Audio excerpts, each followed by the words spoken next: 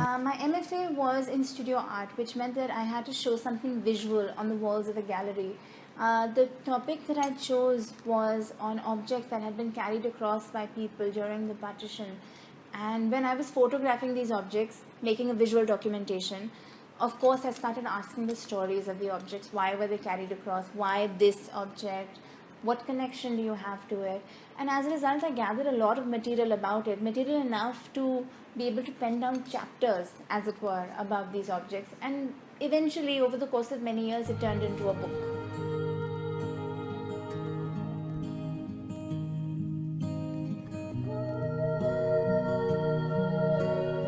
Younger people, second and third generations, need to find newer ways to connect with history. We need to find alternative ways to connect with the past. We are moving at a very fast pace. The past is receding further and further behind. And something as novel as objects, it's something that we can touch. It's something we can look at. It is a physical thing.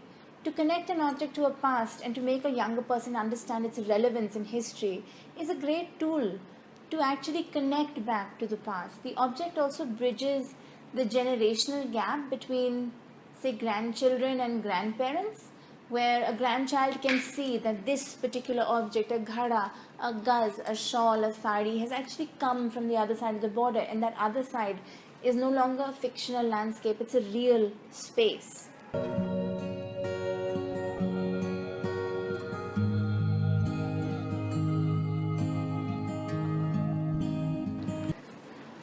It's been a long journey, and the journey is still continuing. Just because the book is out doesn't mean that the research has stopped.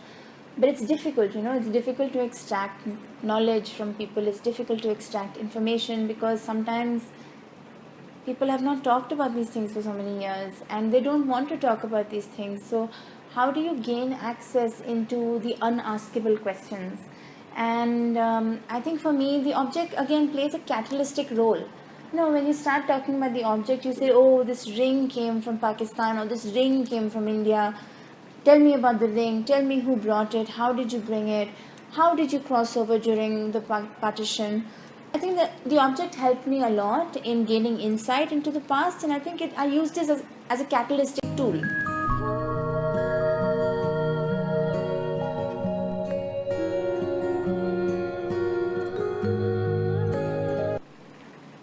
I think remaining unbiased. Perhaps remaining unbiased was the most difficult part, and also understanding that the role that you play as a researcher or an oral historian is sometimes a very difficult one because it involves, I think, not breaking down when you hear something that's very, very, visual, or not crying when you hear something that's very painful, remaining sort of unbiased and still asking the question and continuing to prod, maybe even when you know that you're causing someone else pain.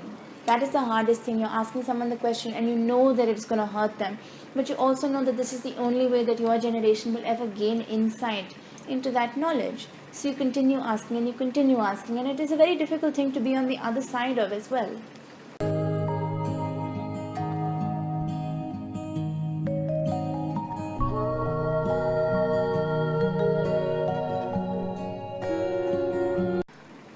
Actually, it wasn't that difficult in Pakistan because I applied to be a short-term researcher at the Citizens Archive of Pakistan, and they put me in touch with people who had migrated.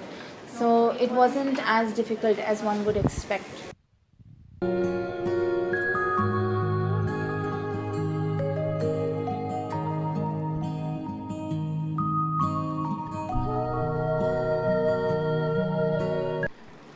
It depends if we talk on a personal level or a governmental level.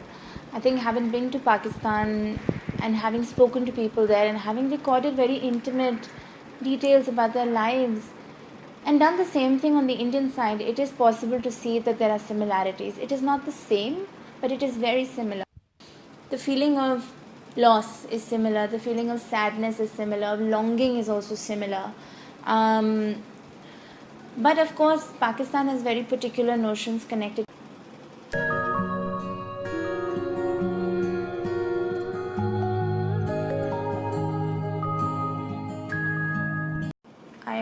say that maybe their fashion is better than ours.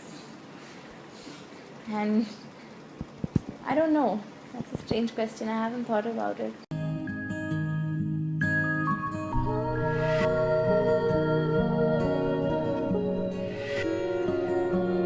Grandfather started the bookshop in 1953 after he came from Malakwal during the partition, and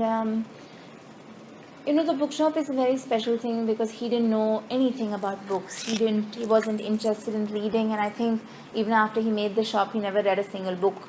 He was always more of a newspaper reader.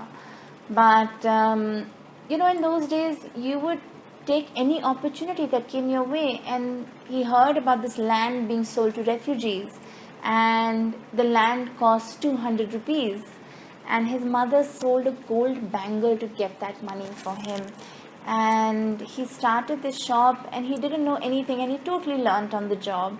And so I think he developed a very special relationship with his customers.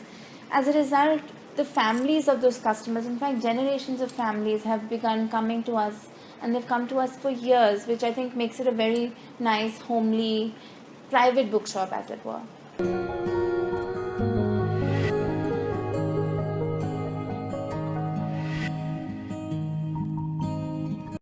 My grandmother, this is my grandmother on the cover of my book. She did wear this only 2 times in her life. One, at her wedding when it was gifted to her, and the second when I asked her to put it on. So is this related to Partition as well? Did you believe it was just Yeah. Her mother, my great-grandmother, carried this across from Dera Ismail Khan into India at the time of the partition.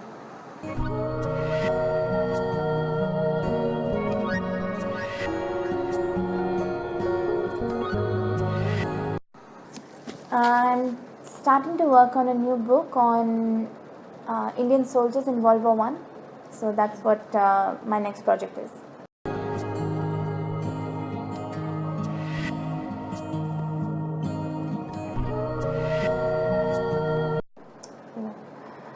I mean, I don't know if I can give advice on oral history because I kind of fell into this field. But aspiring writers, definitely. I think if you want to be a writer, then you must write. You must write every day. There is no getting around it. The more you write, the better writer you will become. And I think that's the most important thing, to hone your skill in craft.